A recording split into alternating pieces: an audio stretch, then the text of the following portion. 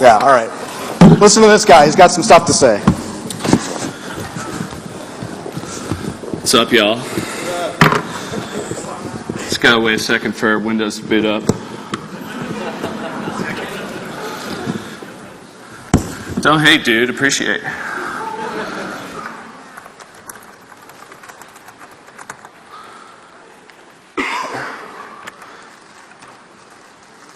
Totally setting up my monitor right now. It's gonna be sweet.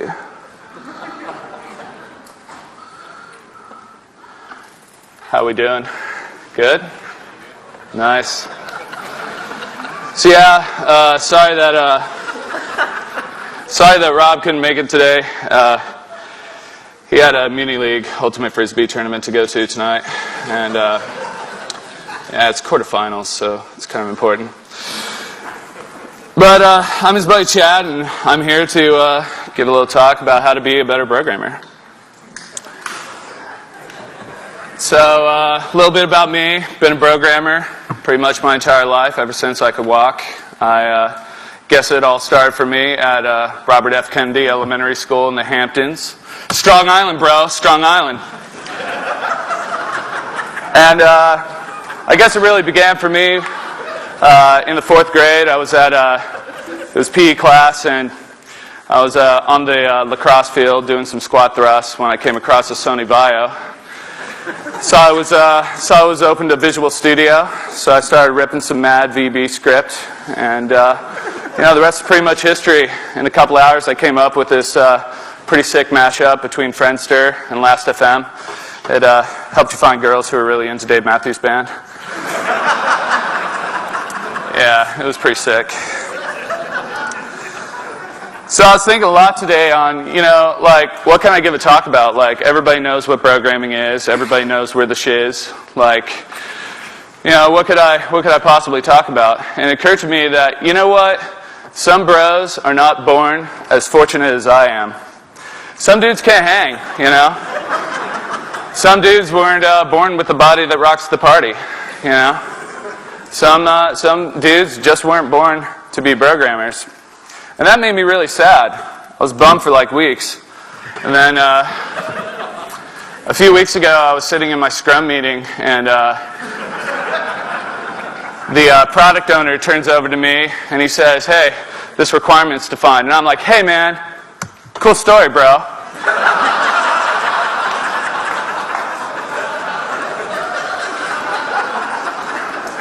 I was like, "Cool story, bro, but how does that make me a better programmer?"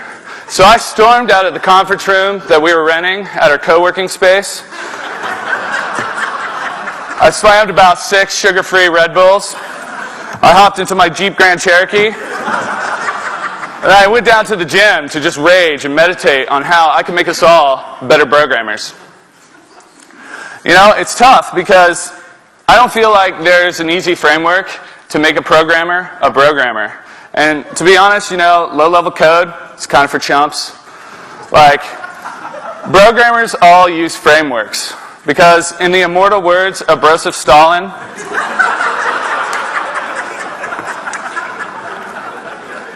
"Dude, I am totally too faded to deal with this noise. I'm going to have some other dudes take care of the hard work. Totes my goats." And so what programming is really lacking is a framework. And so that's why I present to you the Protocol. It's a simple, easy-to-use framework to make you a better programmer. It's something that you can integrate daily into your life to elevate your game so that you can rep 24/7. And it comes down to GTL. You got a GTL every day. You got a grok, you got a trunk, and you got to live. And you also got to turn off TweetDeck.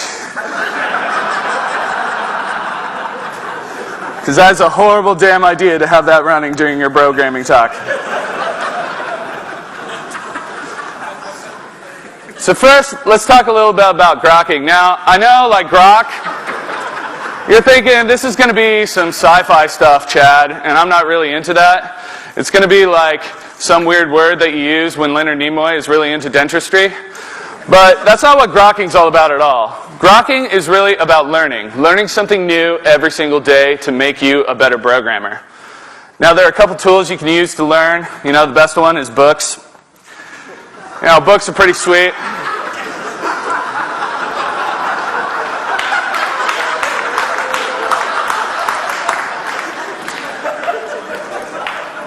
Books are pretty sweet, but, you know, they're kind of hard to carry. But there's been a device that came out strictly for programmers from Barnes & Noble. It's called a Nook, and it's really cool. You can basically take these books with you and put them in your fanny pack, and you can take them anywhere, bro. Like, you can take them on the road, you can take them on the club. Anywhere you are, you can be grokking to get your GTL in every day to be a better programmer. The only question is, like, which books to read. I mean, there are some obvious examples. The first one's obviously The Pragmatic Brogrammer. You know, Andrew Hunt and David Thomas's book. It'll take you from townie to totally chill in no time. Then you need to take a look at CLRS. It's a famous Introduction to Algorithms book with the additional chapters by Broheim, M.F. Steezy. There's some really good stuff in there about bro routines and how to integrate them with your algorithms. And there's also some really good stuff on some complex shoddy distribution maps, which I think you all should check out. Also, sometimes, you know, you get some bad code. You get some slump buster into your code base and you need to clean up his mess. That's why I recommend Refactoring. It's the ultimate programming guide to fixing code that wasn't made by a programmer. But let's not forget the classics, you know. You got to remember to read On the Broad, Jack Kerouac. Now, he's a huge San Francisco guy. You can't forget Proby Dick by Herman Melville. It's a really fascinating tale that explores the descent into obsession of a seafaring pledge master at a fraternity. And let's not forget My Life by Bill Clinton.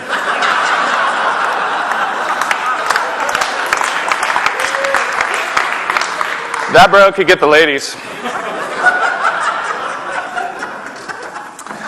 So we got to talk a little bit about trunking. Trunking is more than the subversion directory that your 150-person project is committing head to. It's actually your tool belt as a programmer. It's your bag of tricks that help you to elevate your game in any situation. And your goal as a programmer is to make sure that that fanny pack is as full as possible. And every single day, you're contributing a new tool that will help you to rep 24/7. Some of the tools that are really helpful, like obviously there's BroIgniter. It's got everything a programmer needs. You got a little MVC in there. You got a little PHP. It all works with Firebug. It's pretty intense. There's a little controversy about data stores right now. Like, I'm sure you've heard a lot about SQL. I'm totally over it. The only people still using SQL are scrubs and insurance salesmen. They're not very cool.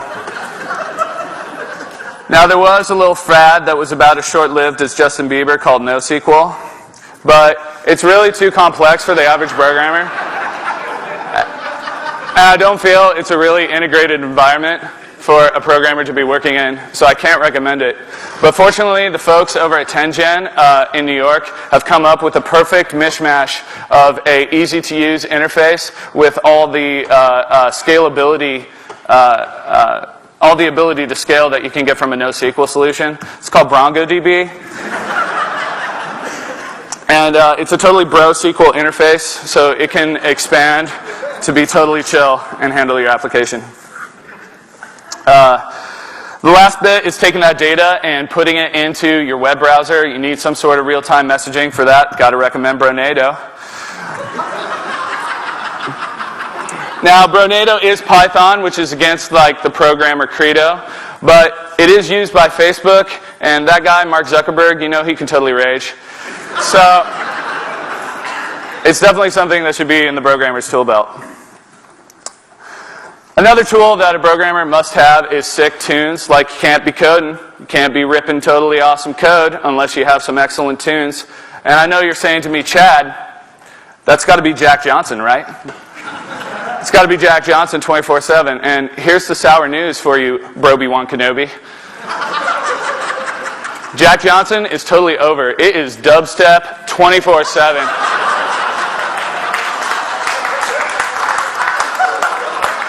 You got to pipe that in so you can handle your unit tests a lot easier. But let's not forget the classical music. Like, the classical music is great. The ladies love it. You need to get yourself a little Johannes Brahms in there. He's a brother, got a pretty epic beard. Let's not forget Wolfgang Amadeus Mozart. And, of course, we can't forget Mannheim Steamroller. I wasn't able to find a picture of this particular classical composer, but my grandmother listens to him all the time during Christmas, so I figured he's got to be pretty sweet. And then the last bit that every programmer needs on his Microsoft Zune is Whitney Houston. What, bro? It's from my girlfriend.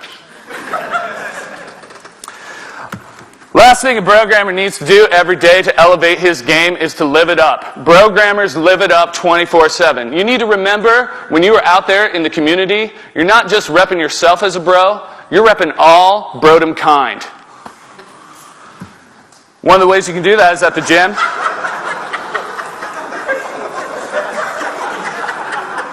Now, the problem when you're a programmer is that you're also working at a startup. Startups have really long hours, and you're only at the gym 6 hours a day.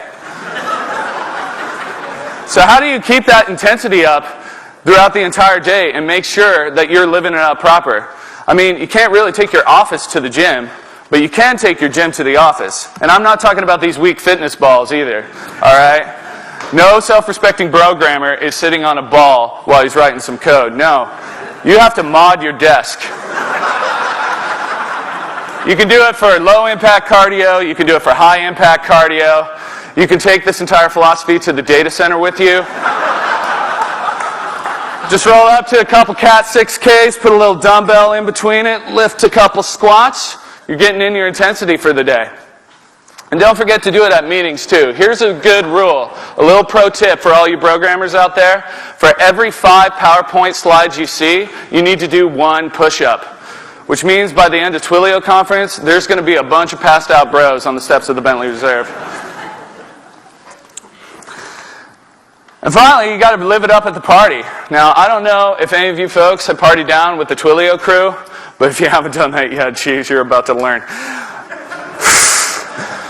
You got to be on top of your game, bro. You got to be ready to handle the party. One of the ways that you can help train is by doing a little beer pong. Now, if you're a programmer and you're playing beer pong, and if you take the total number of cups and that is not divisible by 20, you need to get out of that sorority and go to a real party and play some real Beirut. You know, ice luges, they're super cool, but only if they look super awesome too. You got to make sure you roll big with those ice luges so you can get your full bro on. And then the last bit, if you're still having trouble drinking and you're not going to be able to hang at the Ring Down party tomorrow night after Twilio conference, I have to recommend one thing for you tonight to help you up your game, and that is the hardest core drinking game a programmer can ever do. All you have to do is write a little web crawler and do a case-insensitive regex for the word shenanigans and point it at Twilio.com, and you will be drunk before you know it.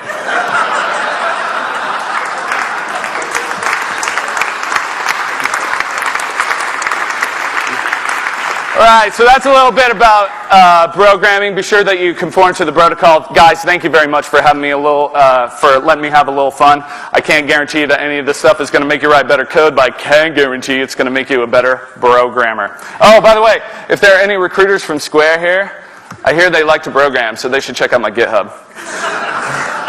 Thanks a lot, guys.